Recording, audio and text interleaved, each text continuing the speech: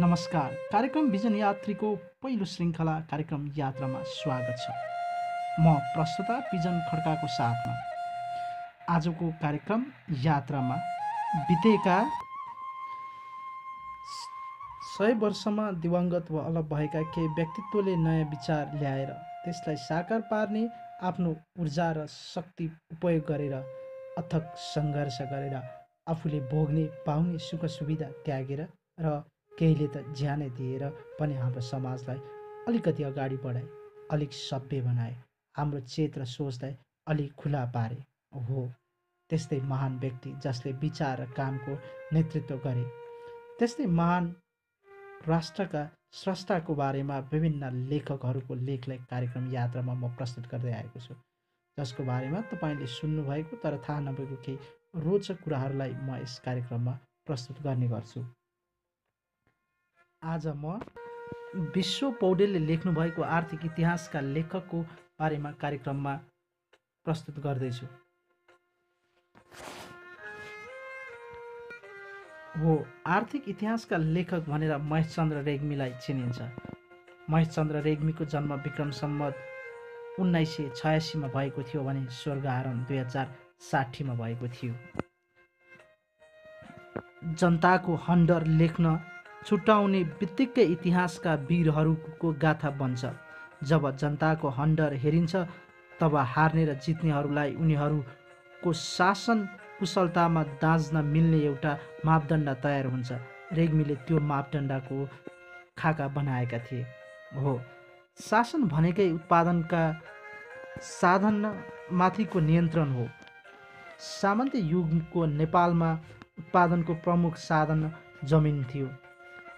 त्यो युगको नेपालको शासनकै इतिहास भनेकै जमिनमाथिको नियन्त्रण कसरी परिवर्तन हुँदै गयो भन्ने जानकारी हो। यसरी हेर्दा विजेताका निकटकाले जितेका छन्, परकाले त्यो विजयको मूल्य चुकाएका छन्। पृथ्वीनारायण शाहको नेपाल विजय हेरौँ। विजयपछि उनले नेपाल दरबार छिर्दा जसलाई तरबार भिराएर अगाडि लगाएका थिए तिनलाई मान चामल बिर्ता दिए। अरू 24 प्रभावशाली गोर्खाली परिवारलाई पनि तुरुन्त बिर्ता दिए। अरू त अरू, पछि उनी मर्दा मणिकर्णिक घाटमा अस्तु लगेर सेलाउने रामधन दुबे र उनकी श्रीमती गङ्गाबाईले पनि तराईमा बिर्ता पाए। अर्कोतिर हार्नेहरू र सर्वसाधारणलाई त्यो सुविधा थिएन। काठमाडौँको विजय गर्ने बित्तिकै लगाउन सुरु गरिएको मध्ये एक थियो 4 दाम ठेकी कर, जुन प्रति जग्गा अथवा प्लटको 5 पैसा तोकिएको थियो। Maheshchandra Regmi land tenure and ट्याक्सेसन्समा उनले काम गरे। गोर्खाली शासक वृत्तको सम्पत्ति बढाउन मल्ल तथा अन्य पराजित राजाहरूले दिएको विभिन्न बिर्ता फिर्ता गरिए। प्रताप सिंह शाहको पालादेखि पोता उठाइयो। सन् 1795मा चागुमा भएका सबै नेवारको धानखेत बिर्ताहरण गरियो र सन् 1789को दर पुनरावलोकन रजबन्दकी गरिएका जग्गाको दर 3 गुणासम्म बढाइयो, जुन कुरा अ स्टडी अफ इकोनोमिक्स हिस्ट्रीमा उल्लेख गरिएको छ। इतिहासकार महेशचन्द्र रेग्मीको मुख्य योगदान हामीलाई त्यो सामन्ती युगमा जमिन जोत्ने माथि कसरी शासकहरूले यो वा त्यो नाममा शोषण गरेका थिए र कसरी सम्पत्तिको केन्द्रीकरण हुँदै गयो भनेर एउटा ऐना देखाउनु पनि हो। उनलाई गएको शताब्दीको एक मुख्य चिन्हका रूपमा मान चाहिँ उनले दिएको इतिहासको वैकल्पिक व्याख्याले सम्भव बनाउँछ। उनी अघि नेपालको राजनैतिक इतिहास लेखक कहिले कसलाई मारेर शासक भयो भन्ने वंशवाली प्रेरित शैलीबाट प्रभावित थियो। त्यस्ता इतिहास लेखकले जनताले पाएको हन्डर लेख्न छुटाएका थिए।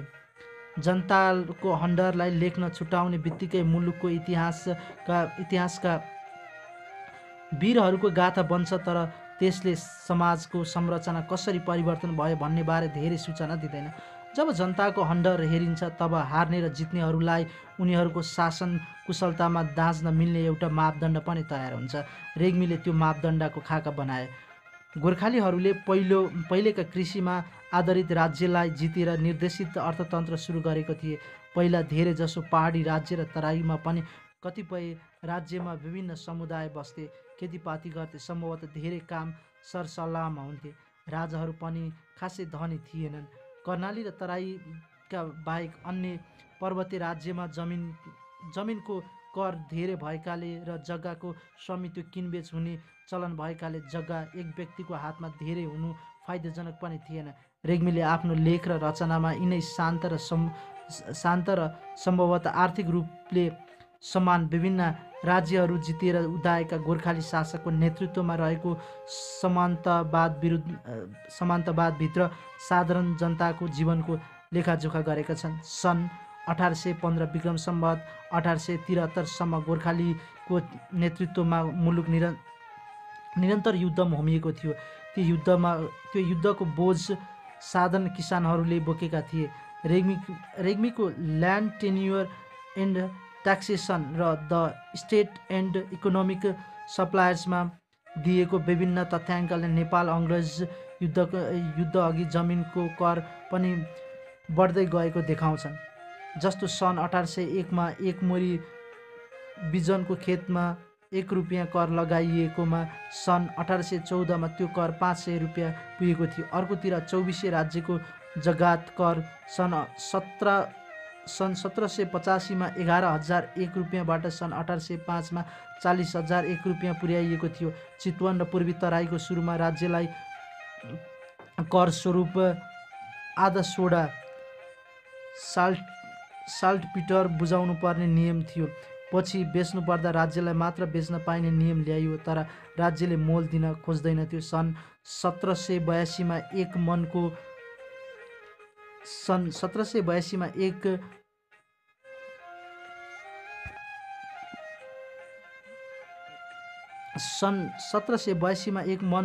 मूल्य 5 रुपियाँ थियो भने सन् 1779मा 3 रुपियाँ 50 पैसा थियो, जुन नेपाल अङ्ग्रेज युद्ध नसकिउन्जेलसम्म यथावत रह्यो। सागादेखि दुधकोशीसम्मका इजारेदारहरूले सन् 1812मा 17,632 रुपियाँ र 3,710 धार्नी तामा तिर्थे भने त्यो दर सन् 1814मा 32,001 रुपियाँ र 3,710 धार्नी तामा पुगेको थियो। रेग्मी जङ्गल, खेत खानी सञ्चालन र व्यापारमा तत्कालीन राज्यको एकाधिकार र दोहनको विस्तार आफ्ना किताबमा दिन्छन्। त्यो समय वीरहरूको शैर्यको थियो भने त्यसमा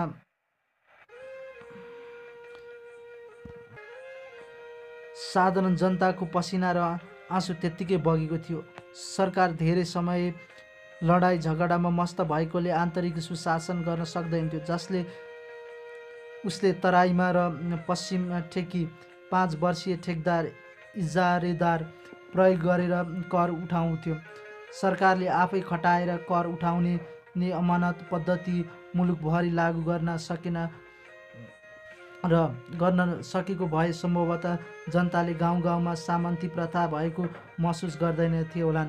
तर अमानत पद्धति धेरै ठाउँमा लागू भएन। सरकार पनि जनताको समस्याप्रति खासै सहानुभूति राख्दैनथ्यो।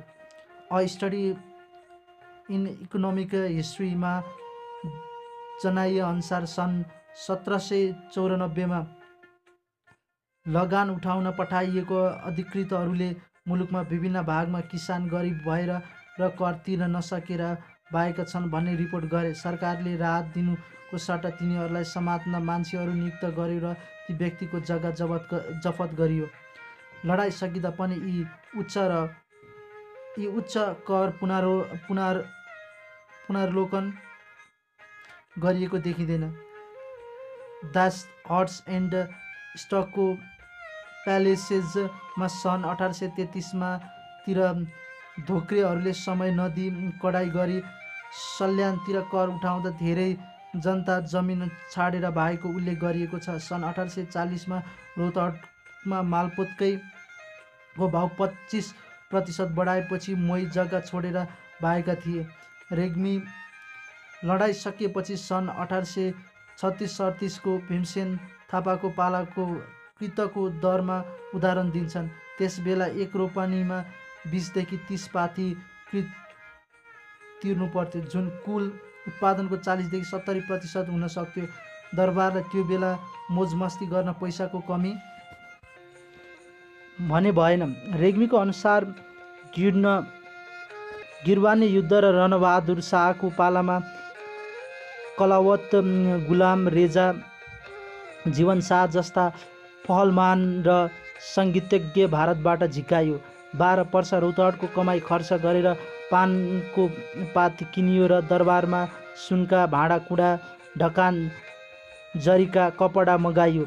रणबहादुर विदेश जाँदा पनि मजाले पैसा उडाएकै देखिन्छ। मोरङ, सप्तरी र महोत्तरी क्षेत्रबाट वर्षेनी 1 लाख रुपियाँ जति आम्दानी हुन्थ्यो। त्यो आम्दानी रणबहादुरको बनारस बसाइको बेला गरेको मोजमस्तीको खर्च तिर्न प्रयोग गरिएको थियो। त्यसका 5 वर्षभित्र सरकारसँग तलब दिने पैसा छैन भनेर ठट्टीहरण, मठ मन्दिर, ब्राह्मण गुठी जस्ता संस्थाहरूसँग भएको जग्गा खोसियो भने अर्कोतिर कर हरेक वर्ष बढ्दै थियो।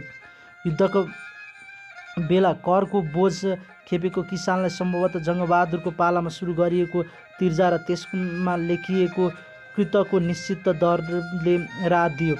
राणाकालमा विस्तारै गरिएको यो सेटलमेन्ट सन् 1890 मा सकिएको थियो। रेग्मी उनको किताब दास हट एन्ड स्टक प्यालेसेजमा सन् 1812 मा सुरु गरिएको कृत प्रथा, सन् 1828 मा कृतलाई जथाभावी गर्न नदिन ल्याइएको तिर्जा प्रथा, सन् 1853 मा जङ्गबहादुरले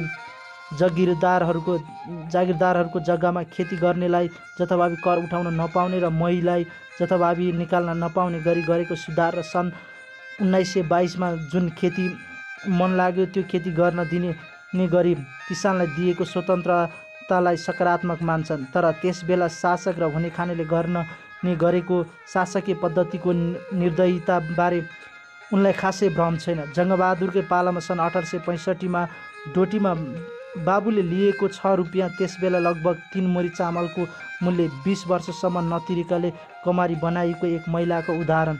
सन् 1860 देखि 63 को अनिकालका बेला तराईमा 10 लाख रुपियाँ उठेन जग्गाको मालिकले 6000 जति मात्र चन्दा दिएको उदाहरण दिँदै रेग्मी राष्ट्रको सम्पत्ति त्यसबेला सत्तासीन व्यक्तिको मोजमस्तीको लागि मात्र उपयोग गरिएको थियो भन्छन्। त्यो असमानताको जङ्गी बलले मात्र कायम गर्न सकिन्थ्यो र शासनको प्रकृति सन् 1950 सम्म निसन्देश जङ्गी नै थिए। सन् 1852-53 मा सरकारका नाममा भएका 38,11,830 मुरी खेतमध्ये 31,78,110 मुरी जग्गाको कमाई सेनालाई र बाँकी राजप्रसाद, राणा परिवार र अन्य रक्षासँगै सम्बद्ध संयन्त्रलाई तलबको रूपमा दिएको थियो। सन् 2017 मा प्रकाशित द ग्रेट लेबलरमा स्ट्यानफोर्ड इतिहासकार वाल्टर साइडले तथ्याङ्कसहितको राज्य विस्तार कुनै नयाँ चिजको आविष्कारिक वा समाजमा विभिन्न खालका इभोल्युसन र समानताको स्रोत होइनन् भन्ने तर्क गरेका छन्। साइडल इतिहासमा लडाई, समानता उन्मुख राज्य, क्रान्ति, असफल राज्य वा महामारीले मात्र केही समयका लागि असमानता कम गरेको थियो भन्छन्। रेग्मी राज्य विस्तार आफैलाई राम्रो नराम्रो भन्नेतिर जाँदैनन्। त्यसपछि शासकहरूको शासनशैली र त्यसले जनतालाई पारेको असर उनको मुख्य ध्यान छ। उनको अनुसार गोर्खाली राज्य विस्तारपछि मुलुकमा ठुलो भागमा दोहनकारी र असमान नीति आए। बरु गोर्खालीहरूले जित्न अघि भएको पर्वतीय राज्यहरूमा मानिसको आर्थिक स्थिति धेरै फरक थिएन।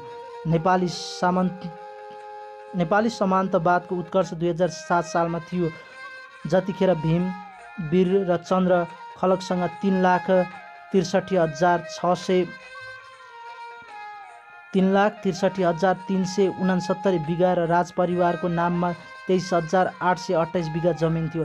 समाजवाद माग्दै 2007 सालमा आएको राजनीतिक क्रान्तिले समानताको लक्ष्य कति काट्यो त्यो आफ्नो ठाउँमा छ, तर सामन्तवादमा आधारित समाज त्यसपछि तल झर्न सुरु गर्यो।